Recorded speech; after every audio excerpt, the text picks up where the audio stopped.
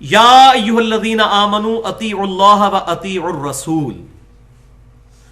اب یہ اہم ترین مقام آ رہا ہے قرآن پاک کا،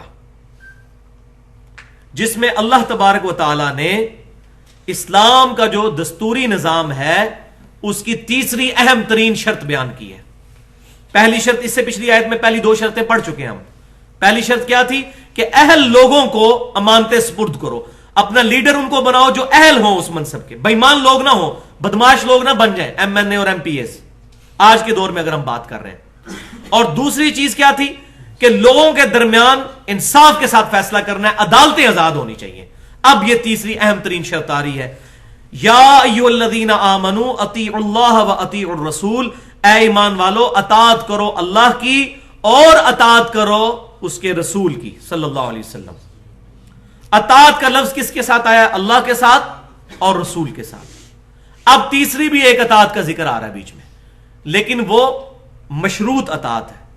ایبسولوٹ اطاعتیں، غیر مشروط اطاعتیں دو ہی ہیں، اطیعوا اللہ و اطیعوا الرسول. اللہ کا حکم مانو، رسول کا حکم مانو. اور آج ہمارے سامنے اللہ اور اس کا رسول انسٹیٹیوشن کے اعتبار سے ہوں گے. نبی صلی اللہ علیہ وسلم بھی ہمارے سامنے موجود نہیں ہے، اللہ تبارک و تعالی ہماری نگاہوں کے سامنے نہیں ہے. وہ ہمیں ضرور دیکھ رہا ہے لیکن ہم نہیں اس کو دیکھ سکتے. تو اللہ تبارک و تعالی اور اس کے محبوب صلی اللہ علیہ وسلم کی اطاعت کا مطلب کیا ہوا؟ کتاب اللہ کی اطاعت اور سنت جو صحیح احادیث سے ڈرائیوڈ ہو اس کی پیروی کی جائے. تو یہ دو ایبسولوٹ چیزیں جو ہیں اس کے اندر بیان ہوئی ہیں. یا ایھا الذین آمنوا اطیعوا اللہ و اطیعوا الرسول. اے ایمان والو اطاعت کرو اللہ کی اور اطاعت کرو رسول کی صلی اللہ علیہ وسلم. وَأُولِي الْأَمْرِ مِنْكُمْ. اور جو تم میں حکمران ہو، اولو الامر ہو، جس کا حکم چلتا ہو، جس کا امر چلتا ہو، اس کی بھی تم نے اطاعت کرنی، یعنی خلیفۃ المسلمین کی، یا جو بھی حکمران ہوگا مسلمانوں کا اس کی بھی اطاعت کرنی ہے. لیکن یہ جو تیسری اطاعت ہے یہ مشروط ہے. حکمران کے ساتھ آپ جھگڑا کر سکتے ہیں. فَإِن تَنَازَعْتُمْ فِي شَيْءٍ فَرُدُّوهُ إِلَى اللَّهِ وَالرَّسُولِ. اسی آیت میں آ گیا اگر تمہارا حکمران کے ساتھ کسی معاملے میں جھگڑا ہو جائے تو اپنے مسئلے کو پلٹا دو اللہ اور اس کے رسول کی طرف، یعنی کتاب اللہ کی طرف اور سنت کی طرف. اگر تمہارا حکمران کے ساتھ جھگڑا ہو جائے، اولو الامر کے ساتھ، خلیفۃ المسلمین ہی کیوں نہ ہو، اگر وہ کوئی ایسا تنازع کھڑا کر دیتا ہے جو تمہاری نظر میں کتاب اور سنت کے خلاف ہے تو پھر معاملے کو پلٹاؤ اللہ اس کے رسول کی طرف. لیکن کون پلٹائے گا؟ بے ایمان نہیں پلٹائے گا، ایمان والا ہوگا. ان کنتم تؤمنون باللہ، اگر تم اللہ پر ایمان رکھتے ہو، والیوم الآخر، اور آخرت کی بھی دھمکی لگا دی، اور تمہیں یہ پتا ہے کہ قیامت والے دن اللہ کے حضور پیش ہونا ہے، تو پھر ہی تم یہ کام کرو گے کہ کتاب و سنت کی بات کرو گے. ورنہ کتاب و سنت کو پس پش ڈال دو گے، اپنی اپنی اسی پرانی ریتوں پر چلتے رہو گے. ذالک خیر، اسی میں تمہاری خیریت ہے. وَأَحْسَنُ تَأْوِيلًا، اور یہی انجام کے اعتبار سے بہتر بھی ہوگا. کیا بہتر ہوگا؟ کہ ایبسولوٹ اطاعت دو، اللہ اور اس کے رسول صلی اللہ علیہ وسلم کی اطاعت اختیار کرنی ہے. اور آج کی ڈیٹ میں انسٹیٹیوشن کی صورت میں اللہ اور اس کے محبوب صلی اللہ علیہ وسلم کی تعلیمات کی اطاعت کرنی ہے. اس کے بعد اگر کسی کی اطاعت ہے تو خلیفۃ المسلمین کی، لیکن وہ بھی ایبسولوٹ نہیں ہے، ریلیٹو ہے اور مشروط ہے کتاب اور سنت کے دائرے کے اندر. تو یہاں پہلے تو میں دستوری نظام کے حوالے سے بات کر دوں کہ تین جو آئیں سورۃ النساء کی آیت نمبر 58 اور 59 کے اندر جو تین چیزیں آئیں وہ کیا تھیں، ریپیٹ کر لیتے ہیں. پہلی چیز یہ ہے کہ اہل لوگ تمہارے لیڈر ہونے چاہیے. دوسرا، عدالتیں آزاد ہونی چاہیے، انصاف کے ساتھ فیصلہ ہونا چاہیے. اور تیسرا، عدالتیں فیصلہ کریں گی تو کتاب و سنت کے مطابق کریں گی. تو اس سے یہ مسئلہ بھی حل ہو گیا کہ آج یہ بات کی جاتی ہے کہ اس کا فیصلہ کون کرے گا کہ کتاب و سنت کے مطابق فلاں قانون ہے یا نہیں ہے. تو اس کا فیصلہ عدالتیں کریں گی، پارلیمنٹ نہیں کرے گی. یہ جو ڈیموکریسی آج کل چل رہی ہے اس اعتبار سے دنیا میں جہاں کہیں بھی، پاکستان میں اس طرح کی نہیں ہے کہ ہم اس کے اوپر شرک کا فتویٰ لگا دیں. تو دنیا کے اندر جو ڈیموکریسی ہے کہ by the people, for the people, from the people, لوگ جو مسئلہ جو ہے وہ بنا کر اس کے اوپر اتفاق کر لیں. جس طرح کہ ابھی امریکہ کی 3 اسٹیٹس کے اندر ہومو سیکچولیٹی کو انہوں نے جائز کردار جو ہے وہ قرار دے دیا ہے, قرارداد پاس ہو چکی ہے کہ مرد مرد کے ساتھ شادی کر سکتا ہے. وہ کہتے ہیں قانون بنائیں گے ہم, جمہوریت ہے. اس طرح کی جمہوریت خالصتاً شرک ہے. لیکن اگر جمہوریت اس طرح کی ہے کہ اسلام کے قوانین کا فیصلہ اسلامی نظریاتی کونسل کے ذریعے, عدالتوں کے ذریعے امپلیمنٹ ہو رہا ہو اور پارلیمنٹ کو کوئی دخل نہ ہو اس کے اندر, پارلیمنٹ صرف اس کو منظور کرے گی, عدالت فیصلہ کر دے گی کہ یہ چیز کتاب و سنت کے, اور عدالت میں دلائل دیں گے اہل علم جا کر, فاسألوا اہل الذکر ان کنتم لا تعلمون, اگر تمہیں علم نہیں ہے تو اہل علم سے پوچھ لو. لیکن اہل علم سے یہ نہیں پوچھنا کہ آپ کیا فرماتے ہیں, بزرگ کیا فرماتے ہیں, حضرات کیا فرماتے ہیں, بزرگ کیا فرماتے ہیں, یہ نہیں پوچھنا. یہ پوچھنا ہے اللہ کیا فرماتے ہیں اور رسول اللہ کیا فرماتے ہیں اور اجماع امت کیا کہتا ہے. مولوی کی اپنی بات نہیں کرنی, ورنہ مولوی تو آپ کو پتا ہے جس چیز کے اوپر آج مرضی آپ فتویٰ لے لیں, ہر چیز کو جائز قرار دینے کے لیے مولوی تیار بیٹھا ہے. پیسہ لگائیں آپ, تھوڑا سا اس کو میڈیا کے اوپر لیں, اپنی مرضی کے فتوے لے لیں. تو پاکستان کے اندر الحمدللہ اس اعتبار سے میں سمجھتا ہوں کہ جو جمہوری نظام ہے اس کو ہم اس شرک کے درجے میں نہیں کہہ سکتے. اس کی وجہ یہ ہے کہ یہاں پر کوئی بھی قانون جس کا تعلق دین کے ساتھ ہوتا ہے وہ پارلیمنٹ کو اختیار نہیں ہے جب تک عدالت اس پر فیصلہ نہ کرتے. آپ کو پتا ہے عدالتوں نے فیصلہ کر دیا ہوا ہے کہ پاکستان کا بینکاری نظام سود پر مبنی ہے. عدالت نہیں غلط فیصلہ کرے گی. اس کی وجہ یہ ہے کہ وہاں اہل لوگ بیٹھے ہوئے ہیں. الحمدللہ آج 2012 کے اندر ہم لوگ بیٹھے ہیں. اس وقت بھی آپ دیکھ لیں ہماری جو عدالتی نظام ہے میرے خیال دنیا میں انصاف کے اوپر ایک اچھا خاصا مقام اپنا رکھتا ہے. فیصلے لیٹ ہو رہے ہیں یہ الگ بات ہے, لیکن کم از کم انصاف پر مبنی تو ہے. عوام کی بنائی ہوئی یہ اس وقت کورٹ چل رہی ہیں, چیف جسٹس کا بحال ہونا اور یہ تمام معاملات ہمارے سامنے ہیں. تو کوئی بھی ایسا قانون جو کتاب و سنت کے خلاف ہوگا وہ عدالت میں چیلنج ہو سکتا ہے. پارلیمنٹ کو کوئی اختیار نہیں ہے, نہ سینٹ کو نہ قومی اسمبلی کو, کہ اسلام سے ریلیٹڈ کوئی قانون پاس کریں. ہاں اسلام سے ہٹ کر کوئی قوانین ہے جو ہمارے دنیاوی معاملات کو چلانے کے لیے ٹریفک کے قوانین ہو سکتے ہیں اور مختلف قوانین ملک کے اندر ہو سکتے ہیں, کسٹم کے قوانین ہو سکتے ہیں, اس میں ٹھیک ہے کتاب و سنت کی مخالفت نہ ہے. باقی یہ ہے کہ کوئی قانون بنا سکتا ہے, اس میں کوئی حرج نہیں ہے. تو اس اعتبار سے جو بعض یہ دو ایکسٹریمز ہیں, ایک ایکسٹریم پہ وہ لوگ ہیں جو جمہوریت کو مطلقاً شرک کہتے ہیں, تو پاکستان کی جمہوریت کے اوپر ہم شرک کا فتویٰ نہیں لگا سکتے. یہ اسلامی نظام نہیں ہے. اسلامی نظام تو سعودی عرب میں بھی نہیں ہے, وہ بھی ملوکیت ہے. اسلامی نظام تو 40 ہجری کے بعد ختم ہو چکا, سیدنا علی کی شہادت کے بعد ملوکیت شروع ہو چکی, ملک عاضن کاٹ کھانے والی ملوکیت. اب تو امام مہدی جو ہے رضی اللہ تعالیٰ عنہ وہ آئیں گے تو پھر شاید خلافت جو ہے اس وقت تک تو نظر نہیں آ رہا. اس وقت تو ہمیں احادیث سے وعدے ہیں کہ پوری دنیا کے اندر جو ہے وہ خلافت کا نظام قائم ہو جائے گا. اس سے پہلے تو شاید والی بات ہے. تو اس وقت جو نظام پاکستان کے اندر ہے تو اس کے اوپر مطلقاً اس طرح کی فتویٰ بازی بعض لوگ کرتے ہیں, تو ایسا نہیں کرنا چاہیے, بڑی احتیاط کی ضرورت ہے. اب بعض بدقسمت لوگ ایسے بھی ہیں کہ جنہوں نے اس آیت کو اپنے ذاتی مقاصد کے لیے استعمال کیا ہوا ہے. Nothing to do with that. اس آیت کا اس کے ساتھ ڈائریکٹلی تعلق ہی کوئی نہیں تھا, لیکن اس میں سے تقلید ثابت کی ہوئی ہے. ظلم کی انتہا یہ ہے کہ جو چیزیں تقلید کے رد کے اوپر ہیں ان کے ساتھ تقلید ثابت کی جاتی ہے. وہ عمر بن عبدالعزیز کا قول مجھے یاد آ گیا. وہ فرمایا کرتے تھے منکرین تقدیر سے کہ اے قدریہ کے گروہ, جن آیات کو پڑھ کر صحابہ کرام علیہم رضوان تقدیر ثابت کیا کرتے تھے, تم انہی آیات کو پڑھ کے تقدیر کا انکار کرتے ہو. اور یہی بالکل ہو رہا ہے. اس آیت سے امام حنیفہ کو بیچ میں ڈالا ہوا ہے لوگوں نے, کسی نے امام شافعی کو ڈالا ہوا ہے, امام مالک کو ڈالا ہوا ہے. بھائیو ان کے نام کوئی نہیں اس میں لکھے ہوئے, یہ آیت آپ کے بالکل سامنے ہے.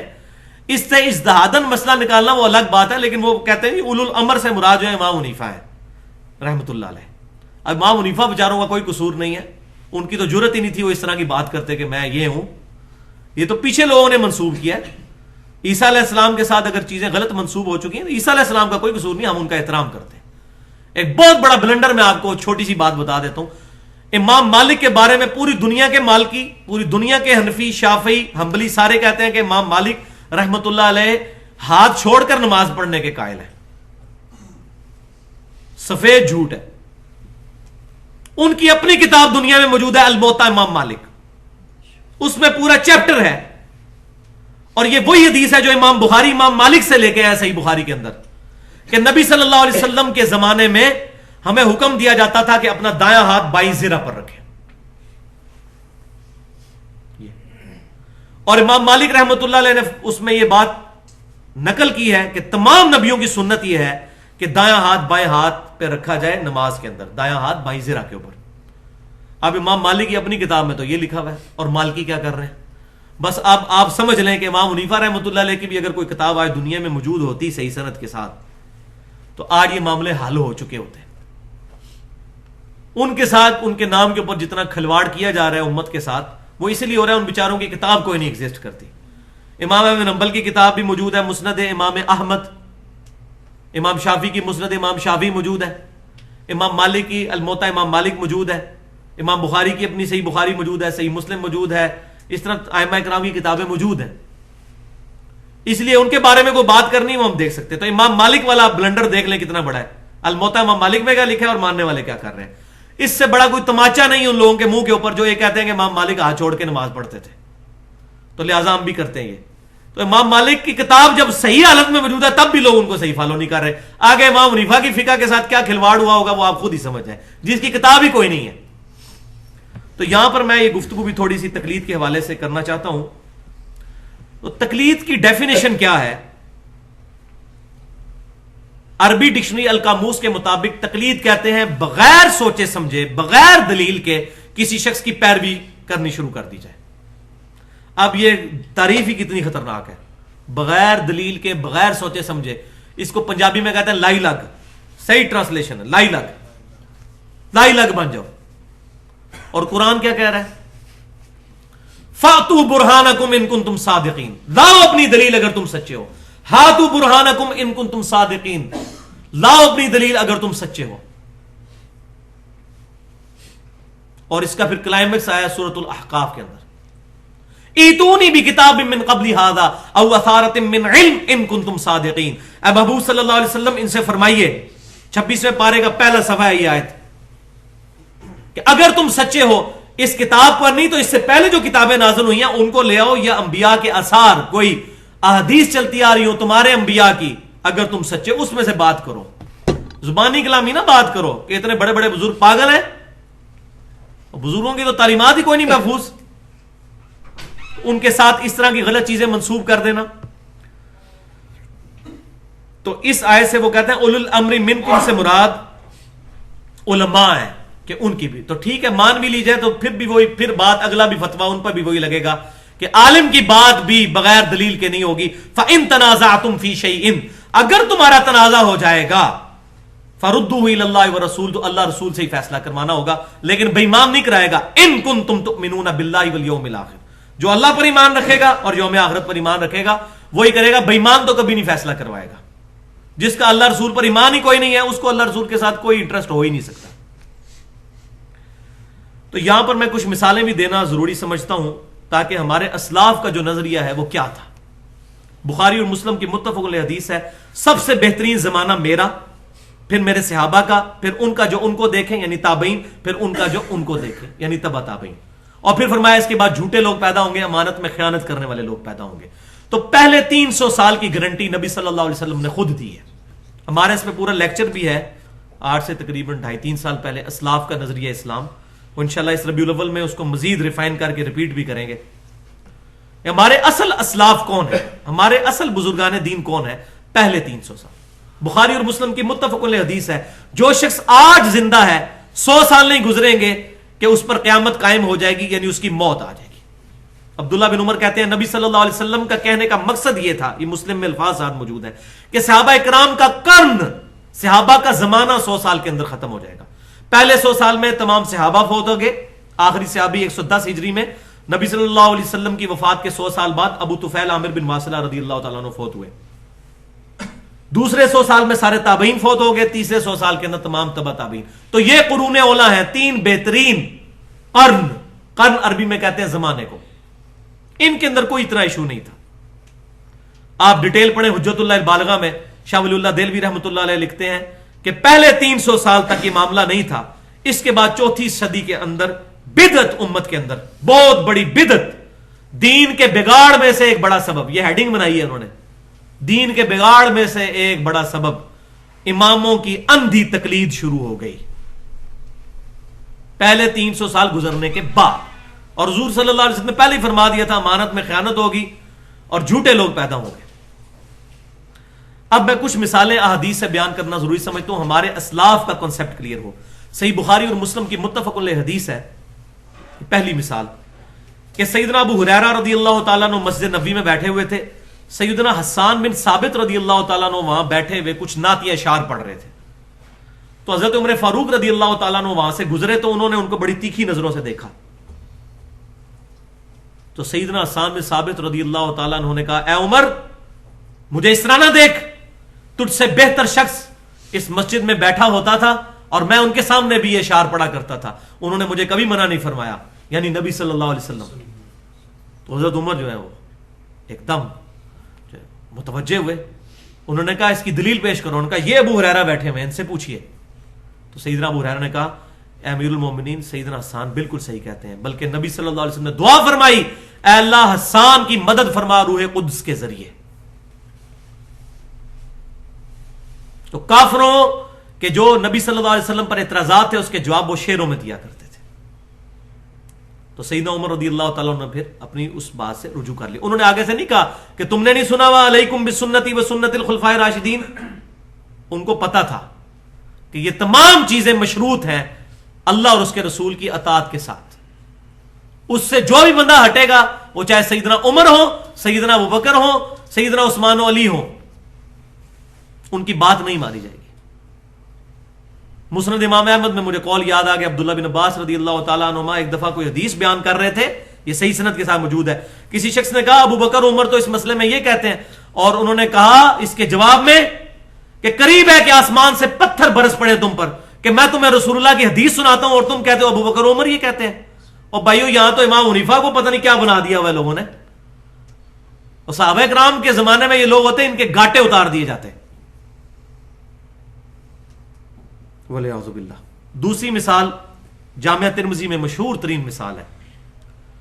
سیدنا عبداللہ بن عمر رضی اللہ تعالیٰ عنہما کو کسی نے بتایا کہ آپ کے والد امیر المومنین سیدنا عمر حج تمتع سے منع کرتے ہیں. حج تمتع یہ ہوتا ہے ایک ہی سفر میں حج اور عمرے کو جمع کر لینا.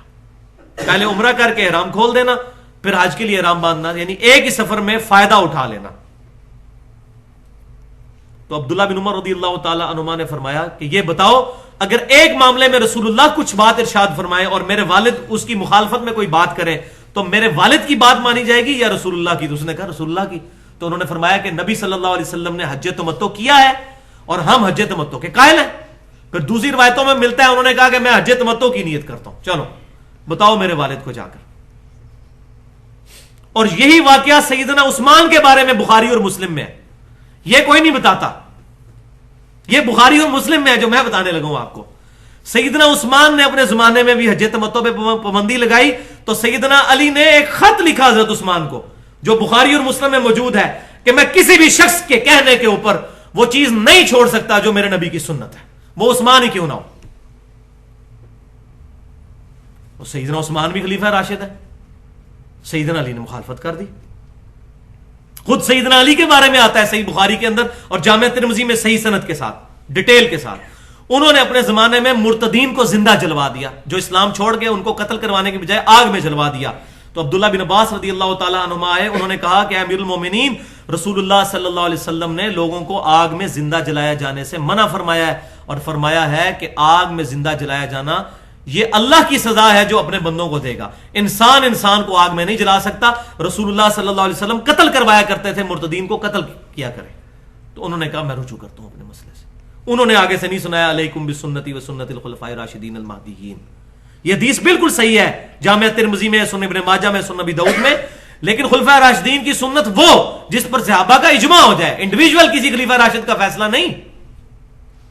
اسی لیے یہی فرمایا گیا علیکم بسنتی و سنت الخلفاء راشدین، کیونکہ خلیفہ راشد کوئی کام کرے گا پبلکلی رپورٹ ہو جائے گا.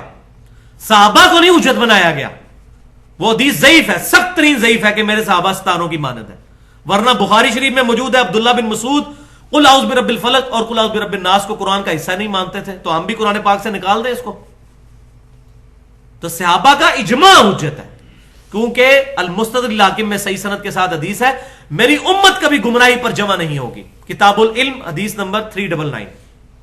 پوری امت کا اجماع جو ہوگا وہ حجت، صحابہ کا اجماع، اور اجماع رپورٹ ہوگا خلفائے راشدین کے ذریعے سے۔ تو یہاں پر میں ایک مثال بیان کرنا ضروری سمجھتا ہوں کہ یہ مسئلہ صرف صحابہ تک نہیں رہا، قرون اولا کے دور کے اندر بھی ایسے ایسے مجاہدین گزرے ہیں جنہوں نے اعلان حق بلند کیا۔ جامعہ ترمذی میں صحیح سند کے ساتھ حج کے چیپٹر میں موجود ہے کہ امام وقی رحمۃ اللہ علیہ، جو کہ امام حنیفہ رحمۃ اللہ علیہ کے شاگرد تھے، انہوں نے کسی مجلس میں بیان کیا جس مجلس میں ابو صائب بیٹھے ہوئے تھے رحمۃ اللہ علیہ، اور امام ترمذی کہتے ہیں میں نے ابو صائب سے یہ بات خود سنی ہے کہ ایک مجلس میں امام وقی رحمۃ اللہ علیہ یہ مسئلہ بیان کر رہے تھے کہ اشعار کرنا سنت ہے۔ اشعار یہ ہوتا ہے کہ جو ہدی کا جانور ہے، قربانی کا جانور ہے، جو حج کے لیے جا رہا ہوتا ہے، اس کی گردن پہ ہلکی سی یوں نوک لگا کے چھری کی تھوڑا سا خون نکلے تو اس کے خون یہاں پر گردن پہ مل دیا جائے، تاکہ وہ سرخی نشان بتائے کہ یہ اللہ کی راہ کا جانور ہے۔ یہ نبی صلی اللہ علیہ وسلم کی سنت ہے۔ تو وہاں ایک بندے نے بیٹھے ہوئے کہا کہ امام حنیفہ رحمۃ اللہ علیہ اور ابراہیم نخعی رحمۃ اللہ علیہ تو اس کو کہتے ہیں یہ تو جانور کا مسئلہ کرنا ہے، یہ تو بدعت ہے، یہ تو مسئلہ کرنا ہے، یہ تو جانور کو تکلیف دینے والی بات ہے، کل کو کوئی یہ کہے گا جی جانور کو قربان کرنا بھی تکلیف دینا ہے۔ تو امام وقی رحمۃ اللہ علیہ نے فرمایا کہ میں تجھے رسول اللہ کی حدیث بیان کر رہا ہوں اور تو مجھے کہہ رہا ہے کہ ابو حنیفہ یہ کہتا ہے اور ابراہیم نخعی یہ کہتا ہے، تو اس قابل ہے کہ تجھے قید کر دیا جائے اور اس وقت تک آزاد نہ کیا جائے جب تک کہ تو اپنے قول سے رجوع نہ کر لے۔ یہ امام ترمذی لے کے آئے ہیں صحیح سند کے ساتھ۔ تو امام وقی حالانکہ امام حنیفہ کے شاگرد تھے، انہوں نے صحیح تعلیمات حاصل کی تھی، سارے ائمہ نے یہی بات کی، امام حنیفہ ہوں، امام شافعی ہوں، امام مالک ہوں، امام احمد بن حنبل ہوں، امام جعفر ہوں، بڑے بڑے ائمہ جتنے، انہوں نے یہی بات کی، ہماری کوئی بات کتاب و سنت اور اجماع کے خلاف ہو اس کو دیوار پہ مار دو۔ یہ چیلنج نہیں انہوں نے کیا، یہ کہتے ہیں چیلنج کیا ہے، چیلنج کرتے نا اگر تو وہ تو پیغمبری کا دعویٰ کر لیتے۔ صرف نبی صلی اللہ علیہ وسلم سے غلطی نہیں ہو سکتی، باقی تو کوئی شخص معصوم نہیں ہے۔ یہ انہوں نے اپنی قبر باری ہونے سے بچائی ہے کہ دیکھنا بھائی یہ چیک کر لینا۔ پوری ڈیٹیل جو ہے وہ انشاءاللہ میں اس لیکچر کے اندر پھر ڈیٹیل کے ساتھ بیان کروں گا۔ اب فقہ حنفی کے 2-3 مسئلے ایسے ہیں جو کتاب و سنت کے بالکل خلاف ہیں، وہ میں ضروری سمجھتا ہوں یہاں پر بیان کر دوں تاکہ میں یہ بات پتہ چلے کہ الحمدللہ آج ہمارے حنفی بھائیوں نے بھی، بریلویوں اور دیوبندیوں نے بھی ان مسئلوں سے رجوع کر لیا ہے۔ مثال کے طور پر در مختار کے اندر یہ لکھا ہوا ہے کہ مدینہ ہم حنفیوں کے نزدیک حرم نہیں ہے، اور بخاری مسلم کی درجنوں حدیثیں اس پر گواہ ہیں کہ مدینہ حرم ہے، لیکن آج کے دیوبندی اور بریلوی حنفی مدینے کو حرم مانتے ہیں، اپنے امام کے قول کو چھوڑ چکے ہوئے ہیں۔ بڑی اچھی بات ہے، صحیح حدیث مل گئی، قول چھوڑ دیا، وہ امام حنیفہ والی بات پر عمل کیا کہ میرا قول دیوار پہ مار دینا۔ ہمارے الحمدللہ دیوبندی بریلوی بھائیوں نے یہ قول دیوار پر مار دیا ہے، دیوار پر مار کر رکھ دیا ہے، اور کہتے ہیں نہیں مدینہ حرم ہے۔ امام احمد بریلوی صاحب نے فتاوی رضویہ میں بڑے کھل کے لکھا ہے کہ ہمیں حدیثیں پہنچی ہیں، ہم کیوں نہ مدینے کو حرم مانے۔ انہوں نے پوری نعت لکھی ہے، حاجیو آؤ شہنشاہ کا روزہ دیکھو، کعبہ تو دیکھ چکے، کعبے کا کعبہ دیکھو، تو انہوں نے رجوع کیا ہے، بڑی اچھی بات ہے۔ اسی طریقے سے موطا امام محمد میں موجود ہے کہ عقیقہ کرنا مکروہ ہے، اور بخاری میں پورا چیپٹر ہے کہ عقیقہ کرنا سنت ہے۔ جامع ترمذی اور ابن ماجہ کے اندر حدیث موجود ہے، عقیقہ کرو، لڑکے کی طرف سے 2 بکرے، لڑکی کی طرف سے 1 بکرا، اور بچے کی جان گروی ہوتی ہے عقیقے کے، یہ بس یہ سنت ہے۔ اور الحمدللہ آج بریلوی دیوبندی بھی عقیقہ کرتے ہیں، اپنے امام کے قول کو دیوار پہ مار دیا ہے۔ مبارکباد ہے ہمارے حنفی بھائیوں کے لیے، یہ بات ہوئی نا، یہ پکے حنفی۔ تو ہم کہتے ہیں اماموں کو بھی مانے، اماموں کی بھی مانے، الحمدللہ ہم اماموں کو بھی مانتے ہیں، اماموں کی بھی مانتے ہیں۔